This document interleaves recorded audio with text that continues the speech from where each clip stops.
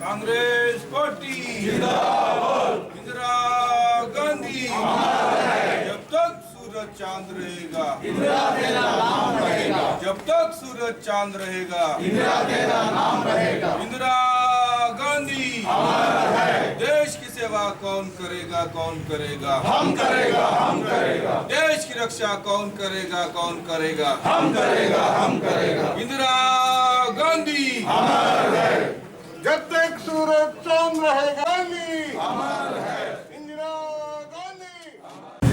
నేను అక్కడ నాందేడ్లో లా చేస్తుంటే 85లో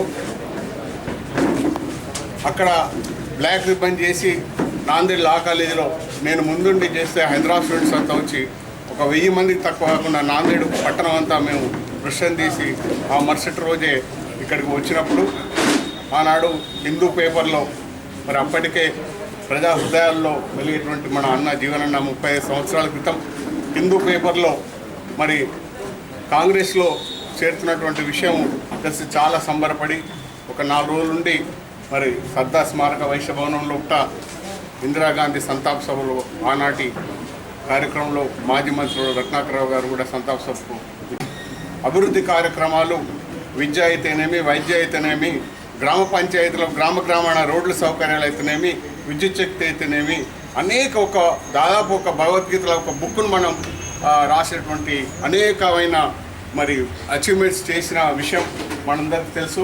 మరి వారు కూడా ఇప్పటికీ ప్రజా హృదయాల్లో మెలుగుతున్నారు. మరి అనేక విషయాల్లో ఇప్పుడున్న ప్రభుత్వ ప్రియతమ మాజీ ప్రధానమంత్రి ఇందిరాగాంధీ గారు ఈ రోజున వారు మృత్యువు గావించిన సంఘటన మీ అందరికీ తెలుసు. ఇందిరాగాంధీ గారి గురించి మీకు చాలా వరకు ఇంతకుముందు అప్పుడప్పుడు కాంగ్రెస్ పార్టీ మీటింగ్లో చెప్పడం జరుగుతున్నది. మీకు కాంగ్రెస్ పార్టీ గురించి కూడా మీ అందరికి తెలిసే ఉంటుంది.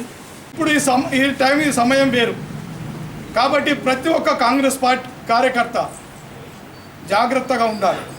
మీ అందరిపైన చాలా వరకు బాధ్యత ఉన్నది. ఇవాళ మనం పుడతాం మరణిస్తాం. ఈ ప్రపంచంలో పుట్టినవాడు పట్టు పత్రాంబరాలు కట్టుకొని బంగారు పల్లెంలో తిని రాజాది రాజా మహాతాన్ రాజా భోగాలు అనుభవించినటువంటి వాడు కూడా ఈ మట్టి గర్భంలో కలిసిపోయింది. కాకపోతే ఒక్కటి ఉండేది ఏంటంటే మనం చేసేటువంటి పని చిరస్థాయిగా అది ఒక్కటి మిగిలిపోతుంది. ఇవాళ ఇందిరాగాంధీ గారు చేసినటువంటి కార్యక్రమం అది గొప్ప విషయము. దాంట్లో ఆ కాంగ్రెస్ పార్టీలో మనం పనిచేయడం మన అదృష్టంగా భావించాలి. అట్లాగే ఈరోజు ఏ ఊళ్ళో పోయినా గ్రామాల ఒక మన ఉమ్మడి ఆంధ్రప్రదేశ్లో కాకుండా భారతదేశంలోనే ఇందిరమ్మ ఇల్లు ఉన్నాయంటే ఒక్క భారతదేశం ఉన్నాయి. దాంట్లో ఎక్కువ మట్టుకు మన ఉమ్మడి ఆంధ్రప్రదేశ్లో ఉన్నాయి. ఇవాళ డబుల్ బెడ్రూమ్లు అంటారు, ఎక్కడ డబుల్ మనకైతే ఇందిరమ్మ ఇల్లు ప్రతి గ్రామాల్లో కనబడితే ఇందిరమ్మ కాలనీ కావచ్చు, ఇందిరమ్మ నగర్ కావచ్చు. ఇవాళ మనం కాంగ్రెస్ పార్టీ కొరకు పాటుపడి మన కాంగ్రెస్ పార్టీ కొరకు పాటుపడుకుంటూ మన పెద్దలు ప్రియత నాయకుడు జీవన్ రెడ్డి గారికి కృషి చేయాలని కోరుకుంటూ నాకు ఈ అవకాశం ఇచ్చిన పెద్దలందరూ ఉద్యోగపూర్వక నమస్కారం తెలియజేస్తూ వర్ధంతిని పురస్కరించుకొని జీవన్ రెడ్డి గారి గృహం నందు ఎమ్మెల్సీ జీవన్ రెడ్డి గారి గృహం నందు ఈ కార్యక్రమం వర్ధంతి కార్యక్రమానికి ముఖ్య అతిథులుగా ఇచ్చేసిన అందరికీ నమస్కారం చెప్తూ 1984లో ఇందిరాగాంధీ గారు భింద్రన్ వాలే దుండగులు రక్షకులైనటువంటి బాడీగార్డ్సే వారిని షూట్ చేసి చంపడం జరిగింది. ఆ రోజు సుఖంగా సంతోషంగా ఉంటున్నారు అని మనం గర్వంగా చెప్పుకోవచ్చు. వారు రాజకీయానికి రాకముందు ఒక దాదాలుండిరి, ఒక గుండాలుండిరి. వాళ్ళందరినీ ఏ విధంగా కంట్రోల్ చేసి జగిత్యాల ప్రజలు అందరూ క్షేమంగా సుఖంగా సంతోషంగా ఉంటున్నారంటే వారి కృషి వల్ల అని చెప్తూ నమస్కరిస్తున్నాను. ఈ దేశ ప్రజలు బానిసలాగా ఉండక తప్పదు అనే మాట చెప్పిన దానికి కాంగ్రెస్ పార్టీ కూడా దాని మీదనే కట్టుబడుతుంది. ఈనాడు ఈ భారతదేశాన్ని ఆర్థిక సంస్కరణలే కానివ్వండి, అలా పివి నరసింహారావు ముఖ్యమంత్రి ఉన్న మరి చేసినటువంటి పనులనే కానివ్వండి, ఇవాళ చేయబోయే కార్యక్రమాలే కానివ్వండి, అలా ఇవాళ లౌకిక రాజ్యం ఒక లౌకిక పార్టీ కాంగ్రెస్ పార్టీ అనేది దీనిలో అందరూ సమానులే. ఇవాళ చూస్తూ ఉన్నారు. ఇందిరాగాంధీ వర్ధంతి 30వ వర్ధంతి సందర్భంగా కార్యకర్తల సమావేశం నిర్వహించడం జరిగింది. అలాగే ఇందిరాగాంధీ గారికి పూలమాల వేసి ఆమెను స్మరించుకోవడం అనేది చాలా ఆనందంగా ఉంది. ఇందిరాగాంధీ కలలుగన్న అప్పటి ప్రజాస్వామ్య వ్యవస్థ ఇప్పుడు లేదు. డబ్బుతోటే మొత్తం ఈ రాజకీయం అనేది ముడిపడింది అనేది ఇప్పుడు హుజరాబాద్ ఎలక్షన్ చూస్తూనే కనిపిస్తుంది. ఇందిరాగాంధీ గారు అప్పుడు పంజాబ్ రాష్ట్రం ప్రజల కోరిక మేరకు పంజాబ్ రాష్ట్రం ఏర్పరిచి కొంతమంది వ్యతిరేక శక్తుల చేతిలో ప్రాణాలు కూడా ఆమె తృణప్రాయంగా పొడగొట్టుకుంది. మన దేశం కోసం మన family, Gandhi family, Nehru family చాలా వరకు వాళ్ళ ప్రాణాలు త్యాగం చేసారు. ఇప్పటి భారతీయ జనతా పార్టీ ఏ ఒక్కడు కూడా అప్పుడు స్వాతంత్రం కోసం పోరాడలేదు. పెట్టుబడిదారీ వ్యవస్థను చేంజ్ చేయాలి, అప్పటి పెట్టుబడిదారీ వ్యవస్థ వల్ల ప్రజలు నష్టపోతున్నారని చెప్పి అప్పటి ప్రయత్నం చేసిరు. కానీ లోక్సభలో బిల్లు పాస్ అయ్యి రాజ్యసభలో అది ఫెయిల్ అయింది. పాప ఆమె కష్టం కూడా ఫలించలేకపోయిందని చెప్పి తెలియజేసుకున్నాను. ఆమెను స్మరించుకోవడం నాకు ఆనందంగా ఉంది. ప్రజలు అనుభవిస్తున్న బీదరికాన్ని ఏ రకంగా పారదూరాలా, దీనికి ఏ రకమైన విధానాన్ని అనుభవించాలా అనేటువంటి ఒక గొప్ప సంస్కరణవాది ఇందిరాగాంధీ గారు చెప్పగలరు. ఆనాడు ఒక వ్యక్తి లోన్ తీసుకోవాలంటే బ్యాంకులకు వెళ్తే ఓన్లీ పెట్టుబడిదారులకే బ్యాంకులు అనేటువంటి తలుపులు తెరుచుండే. కానీ ఇందిరాగాంధీ గారు బ్యాంకుల జాతీయకరణ చేసి సామాన్యులు కూడా బ్యాంకుల ద్వారా రుణాలు అందజేసి ఆర్థిక అభివృద్ధి కొరకు ఒక బాట వేసిన గొప్ప మహా మనిషి ఇందిరాగాంధీ గారిని చెప్పక తప్పదు. తర్వాత స్మరించుకోవడంగా నేను భావిస్తూ ఉన్నాను. ఎందుకంటే ఆమె 12 సంవత్సరాల వయసులోనే వానర సేన అనేటువంటి ఒక సంస్థ స్థాపించి అందులో అనేకమైన తన తోటి వాళ్ళను సభ్యులుగా చేర్చి దేశ స్వతంత్రం కొరకు పోరాడినటువంటి మహానాయకురాలు మరి ఇందిరాగాంధీ అని చెప్పి గంటాభాగంగా చెప్పడానికి ప్రయత్నిస్తున్నాను. అంత గొప్ప నాయకురాలు ఇందిరాగాంధీ అని చెప్పతప్పదు. వారు 1966 నుంచి 84 వరకు 4 సంవత్సరాలుగా ఈ దేశ ప్రధానిగా ఈ దేశంలో ఉన్నటువంటి పేద ప్రజలను ఆదుకునే ధ్యేయంగా 20 సూత్రాల పథకం చేపట్టి ఎంతో మందిని పేదలను పైకి తెచ్చినటువంటి గొప్ప నాయకురాలు మరి ఇందిరాగాంధీ గారు అని చెప్పి గంటపరంగా నేను చెప్పడానికి ప్రయత్నం పూర్తి చేస్తా ఉన్నాను. ఈ సందర్భంగా నేను టీఆర్ఎస్ నాయకులకు సవాల్ చేస్తున్నాను. దమ్ముంటే చర్చకు రండి, ఎస్ఆర్ఎస్ ప్రాజెక్టు ద్వారా చర్చిద్దాం, కాళేశ్వరం ప్రాజెక్టు చర్చిద్దాం అని చెప్పి సందర్భంగా తెలియజేస్తూ ఈ చక్కటి అవకాశం ఇచ్చిన అందరూ కూడా హృదయపూర్వక నమస్కారం తెలుస్తూ ముగిస్తున్నాను. జై హింద్, జై కాంగ్రెస్. మరి ప్రతి భారత పౌరుడు కూడా ఇందిరాగాంధీ గారిని స్మరించవలసిన అవసరం ఎంతైనా ఉంది. ఈ దేశం కోసం ప్రాణాలు అర్పించిన కుటుంబం, మరి ఆ కుటుంబాన్ని విమర్శించేటోళ్ళు వాళ్ళు ప్రాణాలు ఇస్తే కనీసం కూడా ఒక చిట్కరేలు కూడా ఇవ్వలేదు. మరి అలాంటి వాళ్ళు ఇప్పుడు వాళ్ళ గురించి మాట్లాడుతున్నారు. ఏమనంటే 70 ఏళ్ళకెళ్ళి కాంగ్రెస్ ఏం చేసిందని మాట్లాడుతున్నారు. అసలు ఈ ప్రపంచం మన స్వాతంత్రం వచ్చిన తర్వాత ఈ భారతదేశ రూపురేఖలు ఏమున్నాయో చూస్తే వాళ్ళకి తెలుసు. జగిత్యాల పట్టణంలో నేను 7th క్లాస్ చదివేటప్పుడు నా ఇంటి మొట్ట గ్యాస్ ఉన్న లైట్ ఉండేది. మున్సిపల్ వచ్చి వెలిగించిపోతుంది. ఇలా మెర్కురీ లైట్ చూస్తున్నాం. గతంలో 2 ఆర్టీసీ బస్సులు హైదరాబాద్ ఉండే జగిత్యాల పొద్దున ఒకటి సాయంత్రం. ఇలా ఎన్ని డిపోలు, ఎన్ని అభివృద్ధి జరిగిన ఎక్కడ అభివృద్ధి కాదా ఇదంతా. మనం బయట ఎన్నో ప్రాజెక్టులు కట్టింది మన ప్రభుత్వం, కాంగ్రెస్ ప్రభుత్వం. ఇవాళ మనం ఈ పులాసకెళ్ళి స్టార్ట్ చేద్దాం. పులాస కాలేజ్ ఎవరు తెచ్చారు? అగ్రికల్చర్ కాలేజ్ కాంగ్రెస్ పార్టీ కాదు. మహిళా డిగ్రీ కాలేజ్ ఎవరు తెచ్చారు? ఈ హాస్పిటల్ ఎవరు తెచ్చారు? చిలోకోడు బ్రిడ్జ్ మీద అసలు ఆటోలు ఇటు పగలకి నడుచుకుంటూ పోయింది. జీవనన్న గారు వచ్చి బ్రిడ్జ్ కట్టించారు. కొండగట్టు జేఎన్టీ కాలేజ్ కానీ, అభివృద్ధి శాతవాహన కాలేజీ కానీ ఏదైనా చేసిందంటే కాంగ్రెస్ పార్టీ చేసింది. వీళ్ళు నినాదమ్మ నచ్చిన వాళ్ళు మేము చేసినా చెప్తే ఆ రోజు ఇలా ప్రజలు లైఫ్ ఇన్సూరెన్స్ కార్పొరేషన్ ఒక మంచి సంస్థను అనుకొని పాలసీ చేస్తున్నారు. అటువంటి ఎల్ఐసిని ప్రైవేట్ పరం చేస్తున్నారు. ఇలా బీపీసీఎల్ కంపెనీ ఉంది, అది వెనకాల బర్మా వాళ్ళది. మన కాంగ్రెస్ పార్టీ వచ్చిన తర్వాత జాతీయం తీసుకొని వాళ్ళు ఎలగొట్టింది. ఇప్పుడు మళ్ళీ కంపెనీలన్నీ ప్రైవేట్ వాళ్ళకి అమ్ముతున్నారు. మనం కాంగ్రెస్ వాళ్ళు కూడగొట్టినాయన్నీ వీడు అమ్మటానికి పెట్టింది. మళ్ళీ ఒక టర్మ్ మోడీ వస్తే మొత్తం భారతదేశాన్ని మొత్తం తాకట్టు పెడితే మళ్ళీ మన పిల్లలు స్వాతంత్రం కొరకు మళ్ళీ కొట్లాడే రోజులు మళ్ళీ పునరావృతమైంది. కాబట్టి చాలామందికి విషయాలు తెలియని మనం తెలియపరిచి మన ప్రజలకు ఈ విషయాలు, కొద్దిమంది యువకులకు ఈ విషయాలు తెలియని విషయాలన్నీ ఇప్పుడు కాంగ్రెస్ పార్టీ వాళ్ళు కూడా ట్రైనింగ్ క్లాసులు పెడతారట. పెట్టి ఇవన్నీ తెలిసి ప్రజలలో తీసుకెళ్ళాలి. మనం నిన్న హుజరాబాద్ ఎలక్షన్ జరిగింది.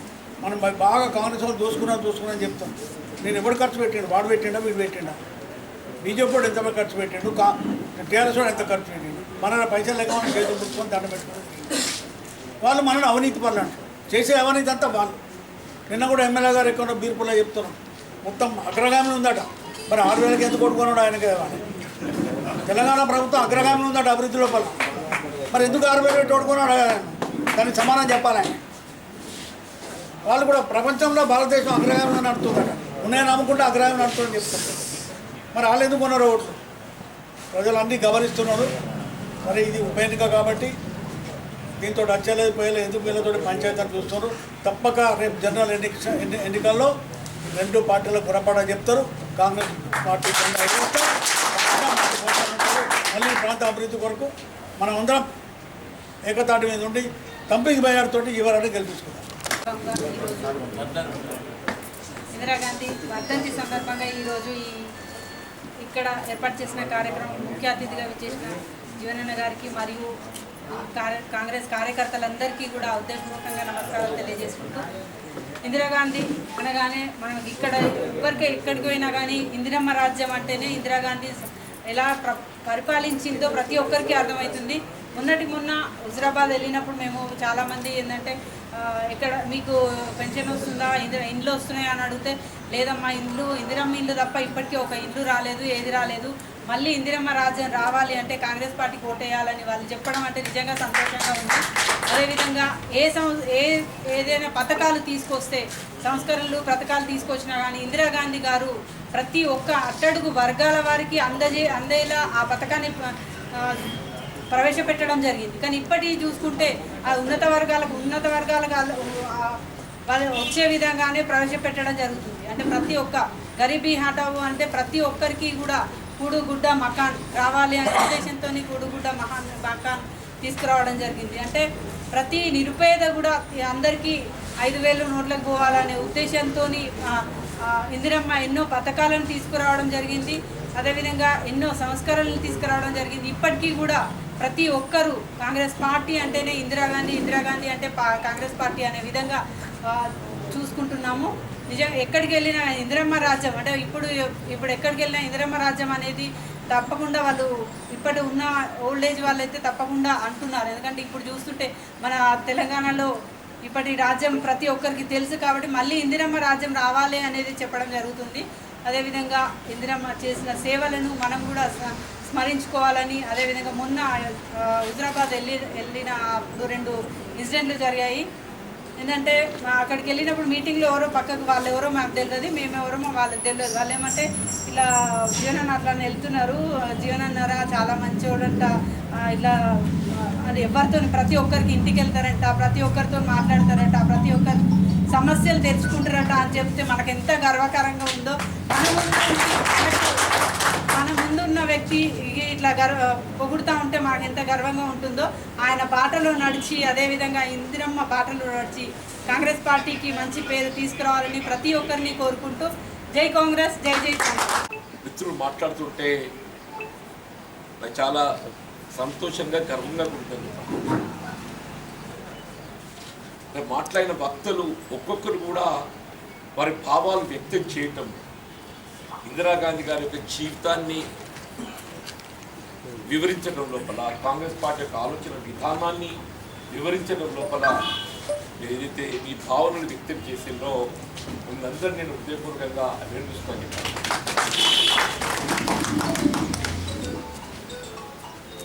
నాకు వ్యక్తిగతంగా ఇందిరాగాంధీ గారి జీవితంతో ప్రత్యేకమైనటువంటి ఒక అనుబంధం ఉందని చెప్పక తప్పదు.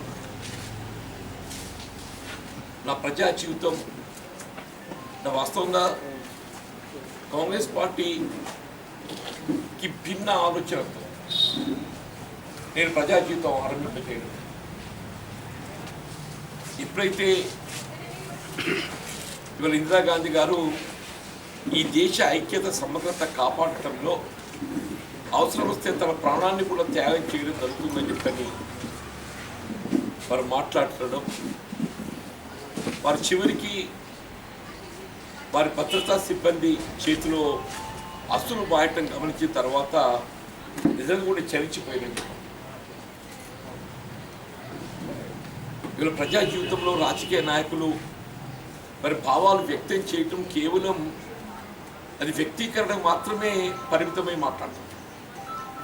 కానీ ఇందిరాగాంధీ గారు ఆ విధంగా కాదు, వారు వ్యక్తం చేసేటువంటి ఒక భావాలకు కట్టుబడి ఉండే విధంగా చెప్పారు.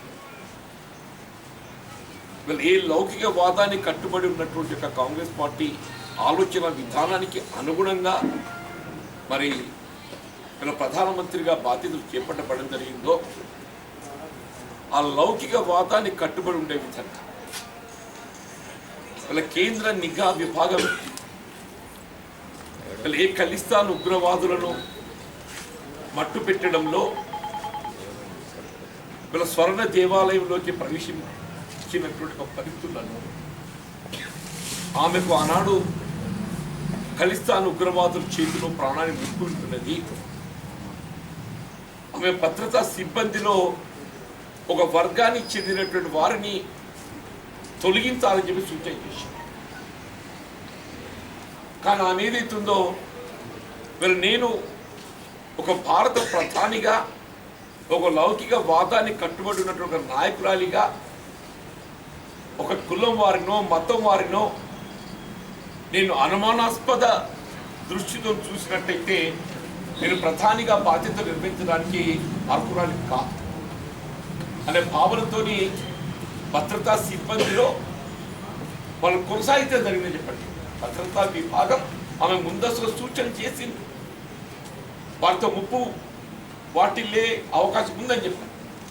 అయినప్పటికీ కూడా ఏదైతుందో ఆమె వ్యక్తిగత జీవితాన్ని ప్రాధాన్యత ఇవ్వకుండా ఆమె నమ్మిన సిద్ధాంతాన్ని కట్టుబడి ఉన్నటువంటి నాయకురాలిగా ఆమె చివరికి ప్రాణాలను కూడా అర్పించడం జరిగిందని చెప్పండి. వీళ్ళ దేశ స్వాతంత్రం కొరకు ఎందరో మహానుభావులు ప్రాణాలు త్యాగం చేశారు. కానీ స్వతంత్రానంతరం ఏదైతుందో ఈ దేశ సమగ్రత కొరకు సమైక్యత కొరకు ప్రాణాలు అర్పించినటువంటి ఒక కుటుంబము కేవలం ఇందిరాగాంధీ గారి కుటుంబం అని చెప్పక తప్పదని చెప్పండి. ఇంతవరకు కూడా చెప్పట్టు నేను ఇందిరాగాంధీ గారు వారి తదుపరి ఏదైతుందో రాజీవ్ గాంధీ గారు మాత్రమే ఆ తల్లి కొడుకులు స్వతంత్ర భారతంలో ఈ స్వతంత్ర భారత సమగ్రత కొరకు మరి ప్రాణాలు అర్పించినటువంటి ఒక కుటుంబం వారిదే చెప్పక తప్పదని చెప్పంటారు. అటువంటి ఒక మహానేతల ఆదర్శాలకు అనుగుణంగా ఇవాళ కాంగ్రెస్ పార్టీలో కొనసాగటం ఇలా మనకందరికీ గర్వకారణం చెప్పారు. అధికారం అనేది శాశ్వతం కాదు ఇవాళ, కానీ మనం బాధ్యతలో ఉన్నాడు మనం ఏం చేసినాం అనేది ప్రధానం చెప్పంటారు. ఇలా ఇందిరాగాంధీ గారు ఏదైతుందో స్వయంగా స్వతంత్ర ఉద్యమంలో పాల్గొని మరి జైలుకు పోయిందని చెప్పండి. ఇవాళ సమాజంలోని నిరుపేద వర్గాలు ముఖ్యంగా దళితులు బలహీన వర్గాలు అల్పసంఖ్యాక వర్గాలు చెప్పంటారు వారికి ఒక ఆత్మస్థైర్యం నింపే విధంగా ఒక ఆత్మస్థైర్యం కల్పించే విధంగా ఇవాళ ఏ కూడు గూడు గుడ్డ అనే నినాదంతో ఏదైతుందో కాంగ్రెస్ పార్టీ ఆలోచన విధానం ఉన్నదో ఇల్లు లేని నిరుపేదలకు ప్రాధాన్యతగా ఇళ్ల నిర్మాణ కార్యక్రమాన్ని చేపట్టాలని ఒక భావనతోని మరి ముఖ్యంగా దళిత సమాజం అని చెప్పండి దళిత సమాజం అని చెప్పండి ఆనాడు వారికి ఇవాళ భూసేకరణ ద్వారా స్థలాలను సేకరించి ఇండ్ల నిర్మాణ కార్యక్రమం చేపట్టబడ జరిగిందని చెప్పంటారు. ఇవాళ కూడా చెప్పంటారు నేను ఇలా ఇందిరమ్మ కాలనీ గృహ సముదాయం లేని గ్రామం ఎక్కడైనా ఉంది అని చెప్పారంటే అసలు కాంగ్రెస్ పార్టీ నేను దేనికైనా బాధ్యతని చెప్పండి. ఇదే గ్రామం ఉన్నప్పుడు ఏ గ్రామం ఉన్నప్పుడు చెప్పండి. ఇవాళ ప్రభుత్వం ఏదైతుందో ఏదైనా కార్యక్రమం ప్రకటించి దాన్ని అమలు చేపడుతుందని చెప్పంటే ఆనాటి ఇందిరమ్మ చేపట్టేట ఆలోచన విధానానికి అనుగుణంగా కొనసాగుతున్న కార్యక్రమాల మీద ఇతరత్ర ఏది కాదని చెప్పక తప్పదని చెప్పండి.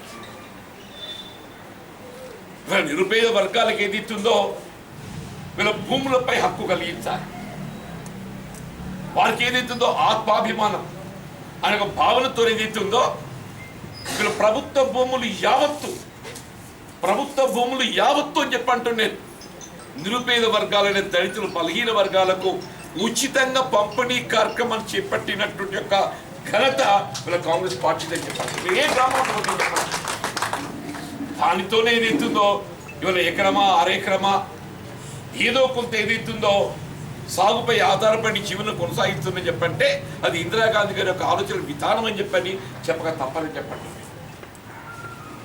నిరుపేద వర్గాలకు స్వయం ఉపాధి కార్యక్రమాల అమలు కావాల్సినటువంటి ఆర్థిక వనరులు కల్పించడానికి ఇప్పుడు మిత్రులు పేర్కొన్నట్టు ఏదైతుందో గతంలో ఒకప్పుడు బ్యాంకులు కేవలం పెట్టుబడిదారీ వర్గాలు కేవలం వ్యాపారస్తులు మాత్రమే అందుబాటులో ఉండేటువంటి బ్యాంకులు జాతీయకరణ చేసి పేద వర్గాల ముంగిట్లోకి తీసుకొచ్చిన ఘనత ఇవాళ ఇందిరమ్మ తల్లిదని చెప్పాలి. ఎంఎస్పి కానీ ఎంఎస్పి అమలుకు వచ్చే వరకు ఏదైతున్నదో మా బాధ్యత లేదు. ఎంఎస్పి అమలుకు వచ్చే వరకు మా బాధ్యత లేదు. మీరు ఎక్కడైనా అమ్ముకోండి, ఎవరికైనా అమ్ముకోండి, మాకు సంబంధం లేదు. ఎక్కడైనా అమ్ముకోండి, ఎవరికైనా అమ్ముకోండి అని చెప్పండి. కొనేవాడు ఏదైతున్నదో వాడు పెట్టుబడిదారు. వాళ్ళు ఏదైతుందో వీళ్ళు ఎంఎస్పీకి కనీస మద్దతు ధర తక్కువ కొనుగోలు చేసి దాన్ని అక్రమంగా నిలువ చేసి, చిత్రం ఏంటంటే వీళ్ళు రూపొందించినటువంటి ఒక ఈ నూతన వ్యవసాయ చట్టాలలో అది కూడా ఒక అంతర్భాగం అని చెప్పట్టున్నాయి. ప్రస్తుతం ఏదైతున్నదో కేవలం రైతాంగం వ్యవసాయదారులు తప్ప ఇతరులు ఎవరు కూడా నిత్యావసర వస్తువులను అనుమతికి మించి నిల్వ చేసేటువంటి అవకాశం లేదు. మనం బలోపేతం చేసి వాటి ఏ విధంగా రక్షించుకోవాలి, భవిష్యత్ తరాలకు అవి ఏ విధంగా ఉపయోగపడాలనే విధంగా మనం ఆలోచన చేస్తే ఇలా ప్రభుత్వ ఆస్తులు ఏ విధంగా అమ్మకానికి పెట్టాలి, ఇలా ప్రభుత్వ ఆస్తులు ఏ విధంగా అమ్మకానికి పెట్టాలి, ఇలా భవిష్యత్ తరాలకు ఏదైతుందో అవసరమయ్యేటటువంటి ఒక హక్కులు ఆస్తులను ఇవాళ ఏదో పణంగా పెడుతున్నారు. ఇవాళ పణంగా పెడుతున్నారని చెప్పండి. ఆనాడు ఏదైతుందో వీళ్ళ స్వాతంత్రం కంటే పూర్వము ఈ ఇండియన్ ఎయిర్లైన్స్ టాటా ఆధిపత్యంలో ఉండేది. అప్పుడు ఇండియన్ ఎయిర్లైన్స్ లేకుండే, ఎయిర్ ఇండియా లేకుండే, అప్పుడు టాటా ఎయిర్లైన్స్ ఉండేది. టాటా ఎయిర్లైన్స్ నెహ్రూ గారు ఏదైతున్నదో దాన్ని నేషనలైజ్ చేసి ఎయిర్ ఇండియాగా రూపొందించి ఇవాళ కేంద్ర ప్రభుత్వ అధీనం లోపల అతను నిర్వహించింది ఎయిర్ ఇండియా అని చెప్పండి. అటువంటి ఎయిర్ ఇండియాని వాళ్ళ మళ్ళా టాటాకి అమ్మకాన్ని పెట్టింది. ఒక ఘనత ఇందిరాగాంధీ తరఫున చెప్పండి. परसों हालात में देखे साहब 2020 क्रिकेट मैच क्या जरूरत थी साहब? एक तरफ तो पाकिस्तान से लड़ाई चल रहा है, उन लोग तो अपने दुश्मन की बात नहीं साहब, उन्हें अपने खुद अंदर आके उन्हें अपने सिपाही को मार रहे हैं. इन्हें कहीं को करे मालूम खेल. इससे पहले जो भी जितने खेल खेले उसके ऊपर मुकाबले में हिंदुस्तान जीते. अगर ये खेल हिंदुस्तान जीते तो हमारी इज्जत बढ़ जाते बोल के इन्हें खेल खेले, और वहां पे क्या हुआ? इज्जत गवा दी. కుల మతాలకు అతీతంగా అన్ని మతాల వారు ఏదైతుందో దేశ రక్షణ నిలబడటంతోనే భారతదేశంలో మనం చెప్పాలి. ఏ మత విషయాలలో జోక్యం చేసుకున్నట్టు అవకాశం లేకుండా ఇందిరాగాంధీ గారు ఆమె ఆలోచన విధానానికి అనుగుణంగా రాజీవ్ గాంధీ గారు మరి పాలన చేశారు. ఇవాళ ఏమైపోయిందని మొత్తం రివర్స్గా పోతుందని చెప్పండి. దయచేసి ఇవాళ తెలంగాణ రాష్ట్ర ఏర్పాటు ఇలా చిన్న రాష్ట్రాలు ఏదైతుందో దేశ ఐక్యతకు ఇబ్బందిగా మారుతున్న భావనతోని మన ఇందిరాగాంధీ గారు రాష్ట్ర విభజనను ఆమె కొంత నిలువరింపజేసి తెలంగాణ పట్ల ఆపేక్షను ఉన్నా కానీ ఇవాళ రాష్ట్ర విభజనను నిలువరింపజేసింది ఎందుకు అంటే చిన్న రాష్ట్రాలు దేశ రక్షణలో కొంత ఇబ్బందులు ఏర్పాటు చేస్తాయి అనే ఒక భావనతో నిరూపించేసి ఇవాళ ఏమైపోయింది? వీళ్ళ కేసీఆర్ పోయి ఆంధ్రలో పార్టీ పెడతారు, మరి అటువంటి వాడు ఏదైతుందో తెలంగాణ కోసం ఎందుకు కొట్లాయినా వేరుకో అంటే ఏంటి? అల్టిమేట్గా నీ స్వార్థం తప్ప ఏదైతుందో నీ తెలంగాణ వాదం అని లేదు అని చెప్పంటున్నాను. వీళ్ళ తెలంగాణ వాదం, తెలంగాణ రాష్ట్రం కేవలం నీ ఉద్యమం ఫలితం కాదు ఇదని చెప్పి అంటున్నా.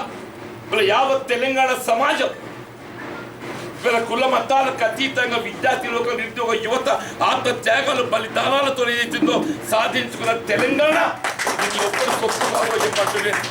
ఈ తెలంగాణ రాష్ట్రాన్ని నిలుపుదల చేసుకోవడానికి కొరకు అవసరం వస్తే మరిదశ ఉద్యమం చేపట్టైనా కానీ సామాజిక తెలంగాణ నిర్మాణం కొరకు యావత్ తెలంగాణ జాతి కట్టుబడి చెప్పండి.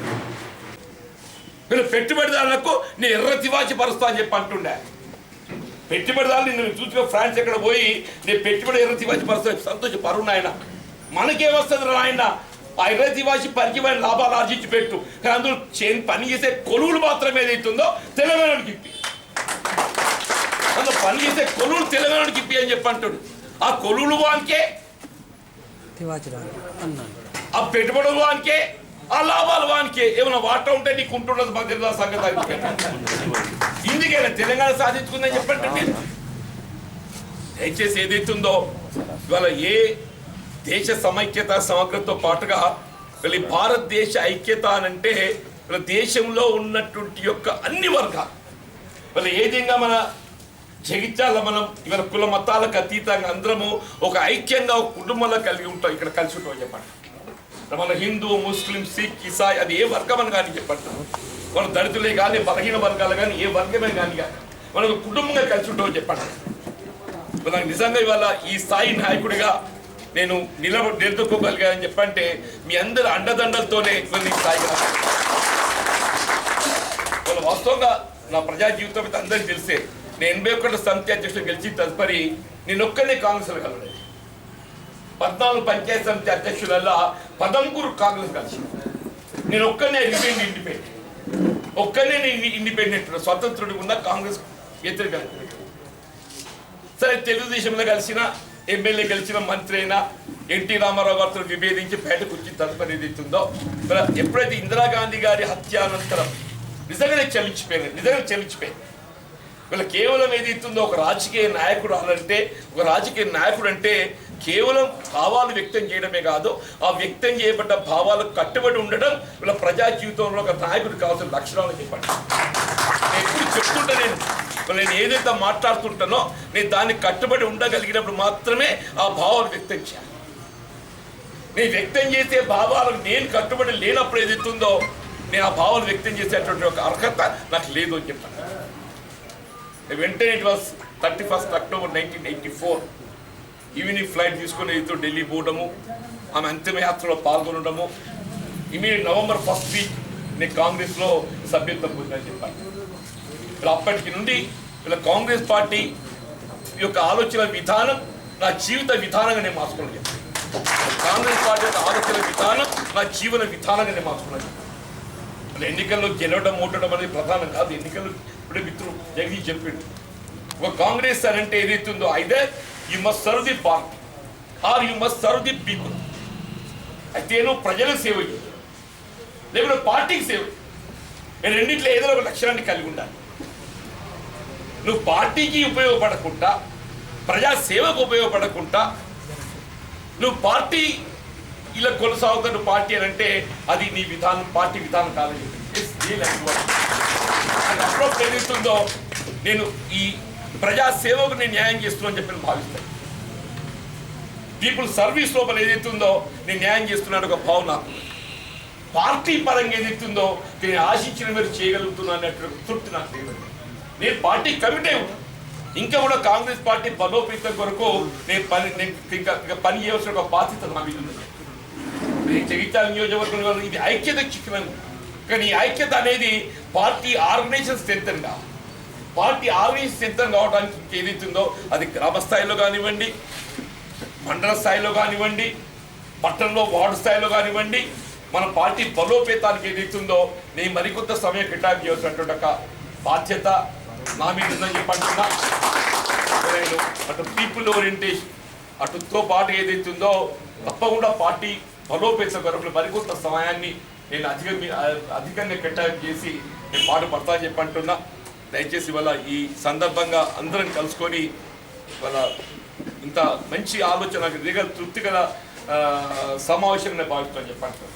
అందరం అనుకుంటాం జీవనుడే మాట్లాడుతున్నారు, జీవనుడి కాదు నాకన్నా మంచి మంచి భక్తులు అని చెప్పండి.